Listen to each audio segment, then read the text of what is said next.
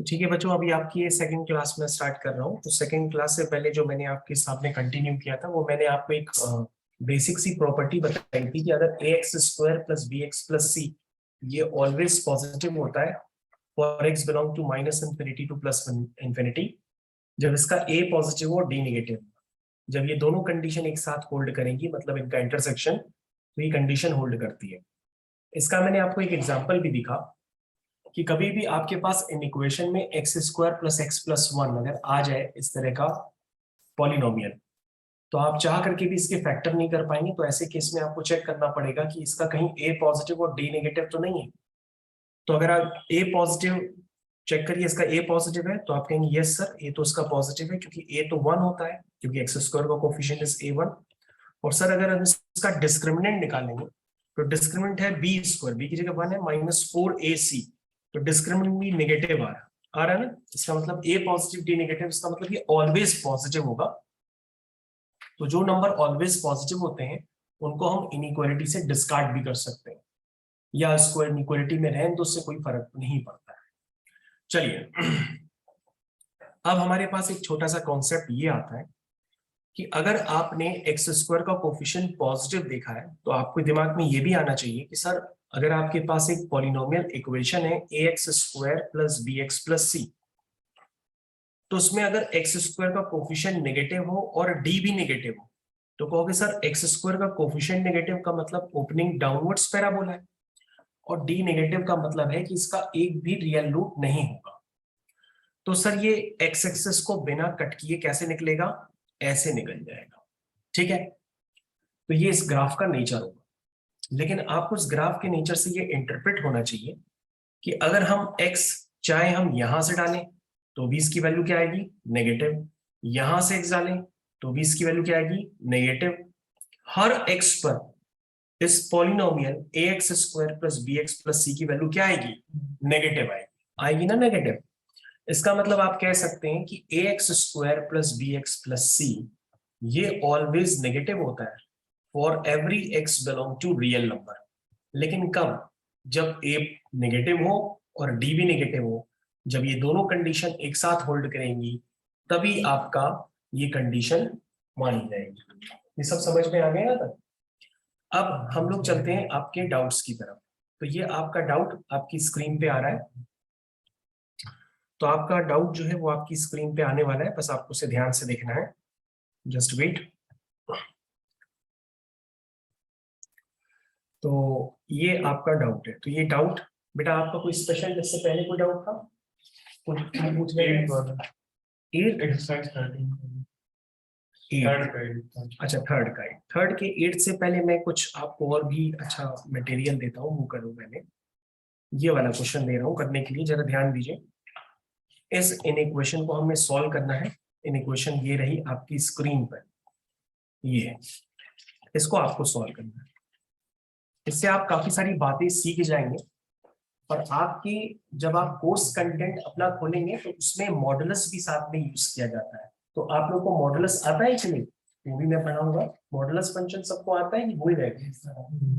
आता है, लेकिन थोड़ा थोड़ा आता है। तो बच्चों आपको इन इक्वेशन को याद करना है, समझना है कैसे हम इसको समझेंगे। सबसे पहले बच्चों हमको ये बताओ कि x square minus b x plus two के फैक्टर क्या होंगे। एक बच्चे ने बताया, बेटा क्या बताया, x minus two x minus one, लेकिन होल पावर 4 है, तो होल पावर 4 मैंने यहाँ पे लिख दिया। अब बच्चों ये बताओ एक्स स्क्वायर प्लस टू के फैक्टर होंगे? कहोगे sir x square plus two ये आपके वचनों के अनुसार ऑलवेज पॉजिटिव है for every x belong to real number. तो सर इसको इनइक्वालिटी में है हो या ना हो, इसका कोई लेना देना नहीं है, इसको छोड़ दीजिए। तो क्या बेटा एक्स स्क्वायर माइनस सिक्स के फैक्टर होंगे? क्या एक्स स्क्वायर माइनस सिक्स के फैक्टर होंगे? अगर होंगे तो क्या होंगे? X minus three x plus to. Yes बेटा, होल पावर 7। अगर किसी भी बच्चे को फैक्टर करने ना आता हो तो वो भी मैं एक ट्रिक में समझा सकता हूँ, आप वो ट्रिक समझ लीजिए जरा एक सेकंड के लिए। जैसे आपके पास इक्वेशन है, ध्यान से देखिएगा, मैं हाईलाइटेड बता रहा हूँ, x square plus 5x plus 6। अगर आप इसके तुरंत फैक्टर लिखना चाहते हैं पल भर के लिए, तो हमारी ट्रिक तभी काम करेगी जब यहाँ पे एक्स स्क्वायर का कोफिशिएंट हर बार क्या हो, 1। तो तुम कहोगे सर यहाँ पे हमें 6 चाहिए, क्योंकि 6 इंटू 1 तो 6 होगा, लेकिन 6 को हमें ऐसे स्प्लिट करना है ताकि प्लस का 5 बन जाए। तो हमने कहा बेटा 2 और 3 6 भी होता है, और 2 प्लस 3 5 भी होता है। तो आपने एक फैक्टर क्या बताया, 2 बताया, प्लस 2 बताया ना, और दूसरा फैक्टर क्या बताया, प्लस 3। बस आपको क्या करना होता है, इसमें x जोड़ना होता है, और आपका फैक्टर यहाँ पे निकल करके आ जाएगा। ये बात समझ में है? दोबारा देखिएगा, आपने अभी कौन सा फैक्टर लिया है, ध्यान से देखिएगा। आपने लिया x square minus x minus 6। आपने कहा -6 ऐसे स्प्लिट करना है कि -1 बन जाए। देखो ध्यान से, -6 ऐसे स्प्लिट करना है ताकि -1 बन जाए। तो तुमने कहा सर 6 1 जा 6 भी होता है और 3 2 जा 6 भी होता है। तो हमने कहा कि भैया -3 लोगे और +2 लोगे, तो -3 + 2 को मल्टीप्लाई करोगे तो -6 भी आएगा, और -3 + 2 -1 भी होगा। तो यहाँ पे अब आपको सीधा क्या लिखना है, x लिखना है। जैसे ही आप x लिखेंगे इसके फैक्टर तुरंत तैयार हो जाएंगे। समझ में आया? तो ये जस्ट आपको अगर जल्दी करना चाहें तो आप जल्दी करने के लिए भी फैक्टर्स में ये ट्रिक यूज कर सकते हैं, लेकिन ये ट्रिक तभी काम करेगी जब इसमें एक्स स्क्वायर का कोफिशिएंट क्या हो, 1, तभी ये काम करती है। तो मैं इस रफ वर्क को यहाँ से हटा देता हूँ। ये तो मैं आपको फैक्टराइजेशन सिखा रहा था कि आप जल्दी करने के लिए ये ट्रिक्स यूज कर सकते हो। अभी और भी काफी सारी ट्रिक्स होती हैं, जब क्लासेस लगेंगी तो हम आपको बताएंगे। ओके, बाय द वे यहाँ पर आपने अभी हमको बताया कि सब x square minus x minus 2 6 के फैक्टर जो भी आपने हमको बताए थे वो सही थे। अब हम लोग नीचे चले आते हैं। नीचे x माइनस 3 की होल पावर -2, फिर लिखा है x minus 1 minus 2x square. इसको देख करके थोड़ा सा अजीब लग रहा है, इसलिए हम इसको अलग से दोबारा लिखते हैं।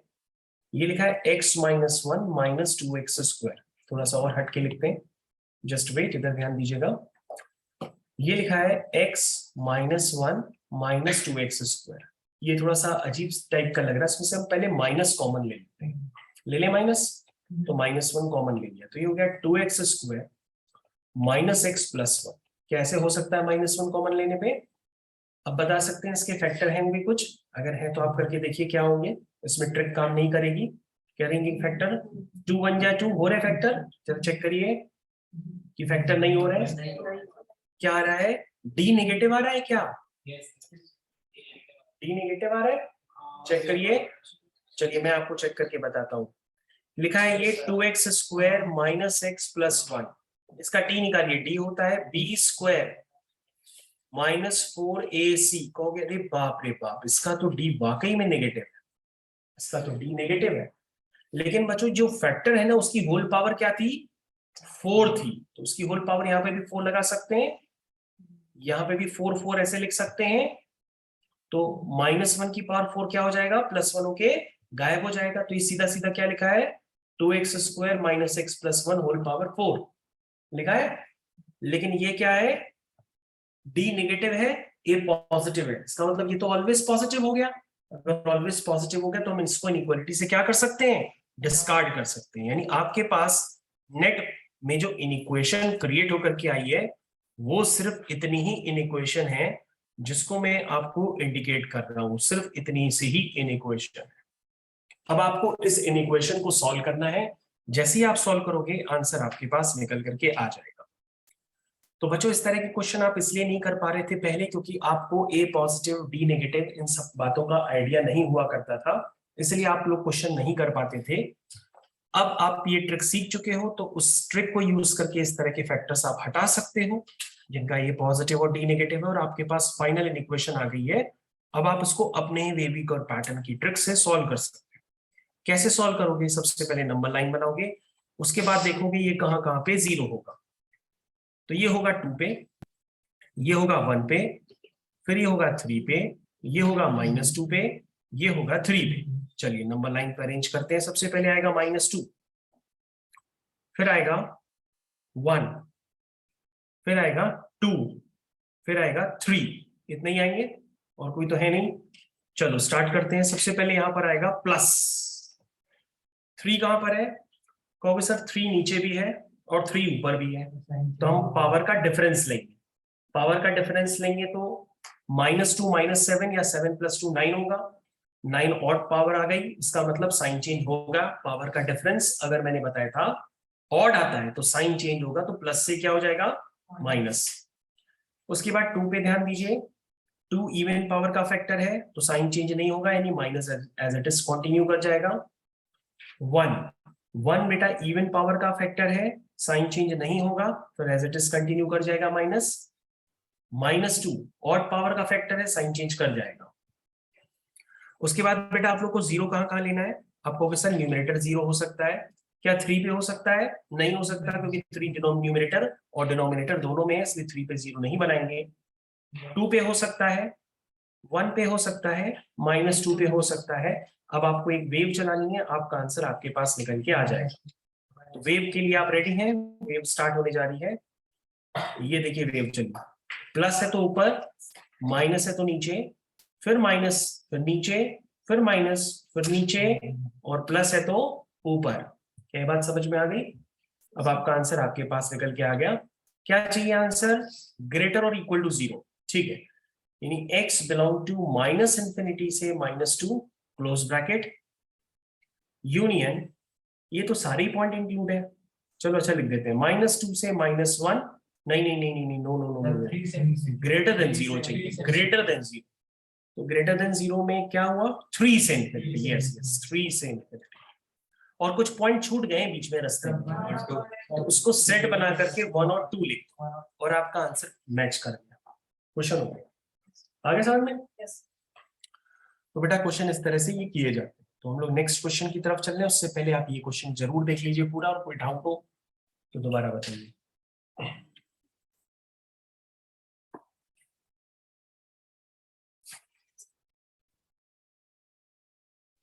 बच्चों जैसा कि आप जानते हैं, मैंने आपको सिखाया था कि इन इक्वेशन में कभी भी क्रॉस मल्टीप्लाई नहीं करते, तो यहाँ पे बिना क्रॉस मल्टीप्लाई के क्वेश्चन करेंगे। ध्यान दीजिएगा,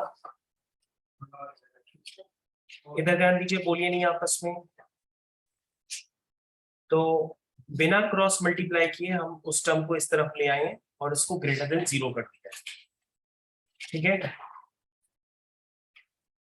उसके बाद आप नंबर लाइन बनाएंगे, नंबर लाइन पे लिखेंगे x - 2 x + 3,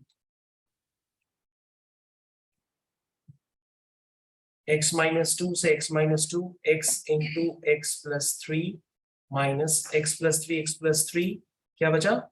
x - 2 greater than 0। LCM लेने में किसी को कोई दिक्कत नहीं है ना? चलिए अब बेटा ये आगे का काम आप खुद कर लीजिए, काफी इजी लग रहा है मेरे को। x² + 3x - x + 2, क्या आया बेटा ये? अरे नहीं, फाइनल बताओ क्या आएगा फैक्टर? x² + 2x + 2। तो न्यूमरेटर में sir a positive d negative वाला शायद केस बन गया है, ध्यान दीजिए। इसका a पॉजिटिव और d नेगेटिव है, जिसकी वजह से हम इसको रिमूव करने वाले हैं। ये हो चाहे ना हो, उसका कोई लेना देना नहीं है। तो ये 1/x - 2 x + 3, और ये क्वेश्चन बहुत ही स्पीड में खत्म हो गया। आपको नंबर लाइन लगानी है, उस पर लिखेंगे -3 और 2, दोनों ऑड पावर के फैक्टर है तो साइन चेंज होगा। इक्वल टू 0 चाहिए नहीं तो पॉइंट्स लीजिए भी नहीं, और ये आपकी वेव चल गई और आपका आंसर आ गया x बिलोंग टू -∞ से -3 यूनियन 2 से इंफिनिटी। क्या ये सबको समझ में आ गया? क्वेश्चन ये वाला भी फिनिश हो गया। ये जो क्वेश्चन है वो क्वेश्चन है basically question number 7th question finish. आगे समझ में? ठीक है, दूसरे क्वेश्चन की तरफ बढ़ जाए। चलिए दूसरे क्वेश्चन की तरफ बढ़ते हैं। अब आपके पास है क्वेश्चन नंबर 10th आप करें कि ना करें? 10th करें कि 8th करें? मेरे ख्याल से अब दोनों करने की नीड नहीं है, फिर भी किसी बालक को अगर ऐसा लगता है तो मैं बालक को बता देता हूँ। तो बालक आप ये वाला क्वेश्चन अगर आप पूछ रहे हैं तो इसमें कुछ नहीं करना है। आप ये जो 1 है ना, उसको -1 करके उधर उस तरफ ले आए। मतलब आप इसको लिखिए 3x² + 6x - 15 अपॉन इसको भी नीचे मल्टीप्लाई कर लीजिएगा, 2x minus 1 x plus 3 minus 1 greater than equal to 0। इसे आपको सॉल्व करना, आप इसको मल्टीप्लाई करके ऊपर लेके एलसीएम वगैरह लेकर के सब पूरा बनाइए, क्वेश्चन हो जाए। ठीक है, तो मैंने आपको बताया है पहले भी, आप क्रॉस मल्टीप्लाई बिल्कुल नहीं करेंगे। तो बेटा तुम्हारा नाम क्या है? हाँ, तो बेटा तुमको ये बताओ, ये वाला क्वेश्चन बताने की नीड है कि आप कर लोगी? ये वाला क्वेश्चन 10th वाला आप जैसा बताइए, करना है, हो जाएगा। तुम्हारे पास ऑप्शन है, अगर तुम्हें लगे तुम बता सकती हो, कर लेंगे। बताना है? अच्छा, तो अब हम लोग इनइक्वेशंस के कॉन्सेप्ट बहुत अच्छे से सीख गए। इनइक्वेशन में किसी को कोई भी समस्या नहीं है ना? इनइक्वेशन अब आपके पास दुनिया की बड़ी से बड़ी आ जाए, आप उसको सॉल्व कर लोगे, बहुत ही हंसी खुशी। इसलिए हम लोग यहाँ पे बढ़ते हैं और बढ़ते हैं कॉन्सेप्ट ऑफ डोमेन की तरफ। तो डोमेन क्या होता है बच्चों? बेटा तुम लोग बात नहीं करो पीछे। डोमेन क्या होता है? डोमेन का डोमेन को छोटी कक्षाओं में ऐसे बताया जाता है, the set of real values of x on which function is defined. हमें x की रियल वैल्यूज निकालनी है जिसमें हमारा फंक्शन डिफाइंड है। जैसे रेशनल फंक्शन कैसे डिफाइंड होता है? उसका डिनोमिनेटर 0 नहीं होना चाहिए। स्क्वायर रूट फंक्शन कैसे डिफाइंड होता है? स्क्वायर रूट के अंदर की क्वांटिटी नेगेटिव नहीं होनी चाहिए, मतलब 0 हो या 0 से बड़ी होनी चाहिए। ये सारी फंक्शंस की डोमेन निकालने की स्ट्रेटेजी होती है। तो डोमेन कुछ नहीं होता है, डोमेन होता है set of real values of x। और अगर डोमेन का अगर आप एक छोटा से क्वेश्चन करना चाहें तो आप फोर्थ क्वेश्चन का फर्स्ट पार्ट कर सकते हैं, जो आपकी स्क्रीन पे। फोर्थ क्वेश्चन का फर्स्ट पार्ट, डोमेन। अगर आपको डोमेन में आप अभी भी समस्या है तो आप दोबारा भी समझ सकते हैं।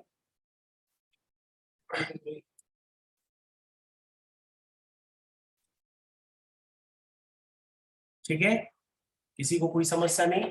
करें स्टार्ट। तो तुम कहोगे सर डोमेन का मतलब क्या होता है? आपने अभी बताया स्क्वायर रूट फंक्शन की डोमेन के लिए हम क्या रखते हैं? स्क्वायर रूट के अंदर जो भी हो उसको 0 या 0 से बड़ा कर देते हैं। कहने का मतलब स्क्वायर रूट के अंदर नेगेटिव क्वांटिटी कभी नहीं आनी चाहिए। अगर स्क्वायर रूट के अंदर नेगेटिव क्वांटिटी आ गई, उसका स्क्वायर रूट डिफाइंड नहीं होगा। इसलिए डोमेन का मतलब होता है set of real values of x। और आपको याद रखना है शॉर्टकट में कि स्क्वायर रूट फंक्शन की जो डोमेन होती है वो कैसे निकालते हैं? स्क्वायर रूट के अंदर जो भी क्वांटिटी होती है उसको 0 या 0 से बड़ा कर देते हैं और आपका आंसर दौड़े दौड़े आपके पास चला आता है। तो बच्चों ये आपका नेक्स्ट क्वेश्चन है, ये स्क्रीन पे आ गया। और हेडिंग जरूर डाल दीजिएगा, this is your concept of domain. अब आप एक नई हेडिंग में आ चुके हैं इनइक्वालिटीज के बाद। This is the concept of domain, this is your concept of domain. अब आप डोमेन के कॉन्सेप्ट में आ चुके हैं और इन इक्वेशंस को समझने के बाद ही डोमेन और मॉड के क्वेश्चन स्टार्ट किए जाते हैं, लॉग के क्वेश्चन स्टार्ट किए जाते हैं। और अगर आज इक्वेशंस नहीं आती है तो आगे की सारी थ्योरी आपकी रॉन्ग होती चली जाएगी। तो हम लोग इन इक्वेशन समझ चुके हैं, आगे कंटिन्यू करते हैं और है आपकी हेडिंग कॉन्सेप्ट ऑफ डोमेन। तो आपने क्या सीखा कि स्क्वायर रूट के अंदर कुछ भी हो उसको आप क्या करेंगे? ग्रेटर और इक्वल टू 0 कर देंगे और उसके बाद आपके लिए क्वेश्चन बहुत ही आसान हो जाएगा। आप क्या करेंगे? सबसे पहले वेविकर पैटर्न को लगाने से पहले वो तुमसे कहेगा कि x का कोफिशिएंट क्या कर दो? पॉजिटिव बना दो। तो एक बार हम माइनस का मल्टीप्लाई करेंगे जिससे इन इक्वेशन का साइन रिवर्स हो जाएगा। उसके बाद कई लोग तो इतना एक्सपर्ट हो जाते हैं कि बिना नंबर लाइन के ही आंसर बता देते हैं कि आंसर क्या आने वाला है। तो थोड़े दिनों में आपकी आदत भी पड़ जाएगी और आप भी बहुत स्पीड में इस तरह के क्वेश्चंस बता देंगे। तो आंसर क्या है आपका? 2 से 3, जहां पे 2 आपका क्लोज्ड इंटरवल है। जरा सब लोग चेक करो, आपको समझ में आ गया?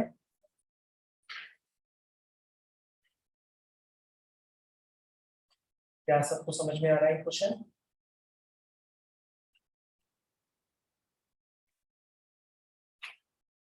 ठीक है, सबको समझ में आ गया? सबको समझ में आ गया तो आप फिफ्थ क्वेश्चन का सेकंड पार्ट करेंगे। फिफ्थ क्वेश्चन का सेकंड पार्ट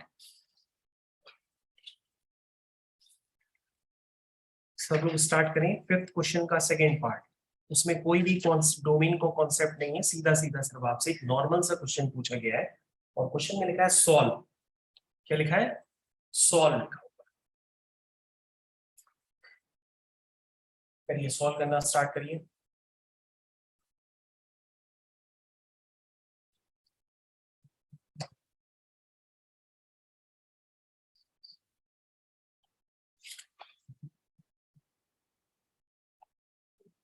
फिफ्थ का सेकंड लेना है, फिफ्थ का सेकंड पार्ट।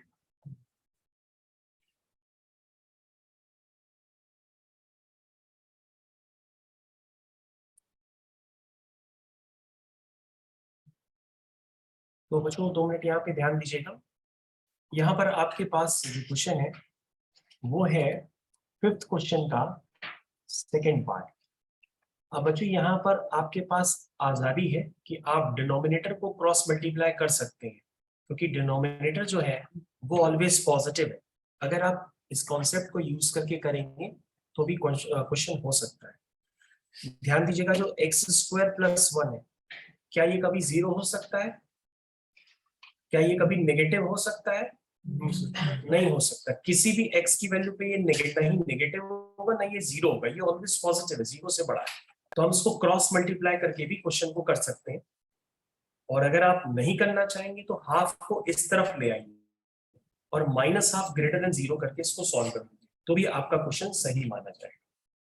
तो आपके पास 2 तरीके हैं, और आपने पहली बार देखा कि हम डिनोमिनेटर का क्रॉस मल्टीप्लाई कब करते हैं। तो आप चेक कर लो, डिनोमिनेटर आपका एक्स स्क्वायर प्लस 1, आप यहाँ x की वैल्यू कुछ भी डालो, ये लीस्ट वैल्यू अपनी 1 देगा, और 1 से इसकी लीस्ट वैल्यू नहीं बनेगी, तो यानी ऑलवेज पॉजिटिव। तो क्रॉस मल्टीप्लाई अब आप कर सकते हैं। आप कैसे करेंगे, ध्यान से देखिए। 2 टाइम्स क्या लिखेंगे, 2 times x plus 2 is greater than x square plus 1। ठीक है, इसको मल्टीप्लाई कर दीजिए, ये हो जाएगा 2x plus 4 is greater than x square plus 1। यहां तक समझ में आया? यानी x square minus 2x, x square minus 2x plus 1 minus 4 यानी कि -3, ठीक है, लेस देन 0। ये सही लिखी है मैंने, कोई दिक्कत? इसके फैक्टर बता दीजिए बच्चों, क्या आएंगे? -3 यानी कि 2 1 जा 2, नहीं 3 1 जा 3। तो कैसे लिखेंगे, x माइनस 3 x प्लस 1, -3 और 1 -3 प्लस 1 -2, ठीक है, लेस देन 0। क्या डायरेक्ट आंसर लिखने आ गया आपको? कैसे लिखेंगे, -1 से 3, ये इसका फाइनल आंसर एक झटके में मैंने लिखा। ठीक है, अब आपको डोमेन के कॉन्सेप्ट को फर्दर यूज करना है, और क्वेश्चन नंबर 4 का सेकेंड, थर्ड, फिफ्थ जितने भी पार्ट है, पहले सेकेंड, थर्ड और फोर्थ करना स्टार्ट करिए। किसके हो गए सेकेंड, थर्ड और फोर्थ? तीनों हो गए क्या?